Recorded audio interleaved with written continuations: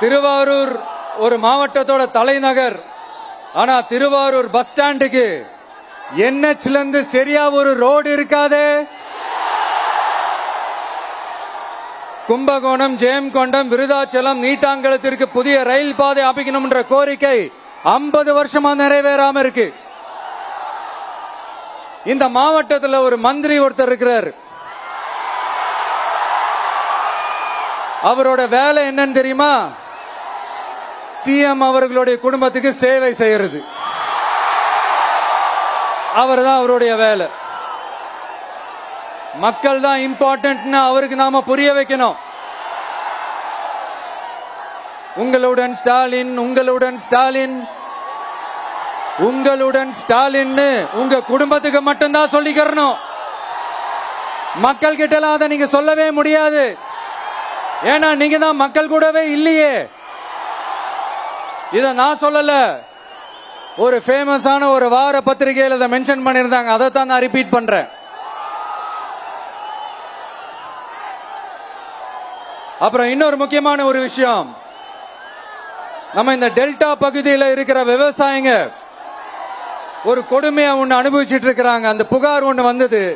அது என்னன்னா, இந்த மாவட்டத்தில் இருக்கிற இந்த கொள்முதல் மையங்கள்ல இந்த நெல்ல ஏத்தி இறக்கிறதுக்கு, அதாவது லோடிங் அண்ட் அன்லோடிங், அதுக்கு ஒரு 40 கிலோ மூட்டைக்கு 40 ரூபா கமிஷன் வாங்குறாங்களாம். அரசாங்கமே ஒரு மூட்டைக்கு 10 ரூபா கொடுக்கறாங்க. ஆனா இவங்க அதுக்கு மேல 40 ரூபா கமிஷன் வாங்குறாங்க. ஒரு டன்னுக்கு 1000 ரூபாய் கமிஷன். நீங்க கணக்கு போட்டு பாத்தீங்கன்னா இந்த 4-4.5 வருஷத்துல பல கோடிகள் இந்த டெல்டா பகுதிகளில் இருக்கிற இந்த விவசாயிங்க கிட்ட இருந்து கமிஷனா புடுங்கி இருக்கிறாங்க. இத வேற யாராவது சொல்லியிருந்தா கூட நான் நம்பி இருக்க மாட்டேன். ஆனா என்கிட்ட சொன்னதே விவசாயிங்க தான். விவசாயிங்க பொய் சொல்ல மாட்டாங்க. சிஎம் சார், இது உங்க ஆட்சியில நடந்திருக்குது. உங்களுக்கு வேணா 40க்கு 40னா அது எலெக்ஷன் ரிசல்ட்டா இருக்கலாம். ஆனா இந்த டெல்டா பகுதியில் இருக்கிற விவசாயிகளுக்கு 40க்கு 40னா அவங்க வயிற்றுல அடிச்சு நீங்க வாங்கின அந்த கமிஷன்.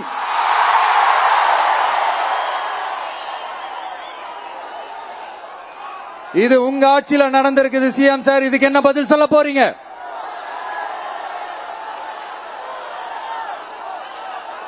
நான் அரியலூர்ல ஒரு விஷயம் நான் சொன்ன, திருப்பி நான் பேசுறேன். ஏன்னா அது ஆழமா உங்க மனசுல பதியணும்ன்றதுக்காக. என்னடா இவன் கேள்வியா கேட்கிறான்னு நினைக்காதீங்க. தீர்வை காண்டி போறதும் தீர்வை நோக்கி போறதும் தான் நம்ம டிவிக்கோட லட்சியமே. நம்மளுடைய தேர்தல் அறிக்கையில அதுக்கான விளக்கத்தை தெளிவா கொடுப்போம். இந்த பொய்யான தேர்தல் அறிக்கையில நாங்க கொடுக்கவே மாட்டோம். எது நடைக்கு சாத்தியமோ, எது உண்மையோ அதை மட்டும்தான் சொல்லுவோம், அதை மட்டும்தான் செய்வோம். கல்வி, ரேஷன், மருத்துவம், குடிநீர், அடிப்படை சாலை வசதி, மின்சாரம்னு, பெண்கள் பாதுகாப்பு, சட்டம் ஒழுங்கம்னு, இந்த மாதிரி அடிப்படை விஷயங்கள்ல நோ காம்ப்ரமைஸ். சிம்பிளா நம்மளுடைய விஷன் என்னன்னு சொல்லணும்னா, ஏழ்மை வறுமை இல்லாத தமிழகம், குடும்ப ஆதிக்கம் இல்லாத தமிழகம், ஊழல் இல்லாத தமிழகம், உண்மையான மக்களாட்சி, மனசாட்சி உள்ள மக்களாட்சி. கான்பிடண்டா இருங்க மக்களே, நல்லதே நடக்கும், வெற்றி நிச்சயம்.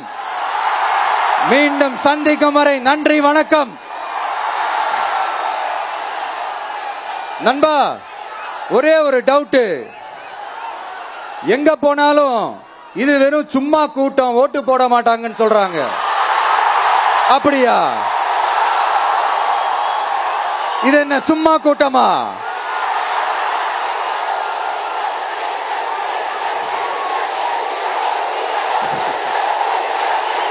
தேங்க்யூ, தேங்க்யூ, கோடான கோடி நன்றிகள். Thank you, thank you.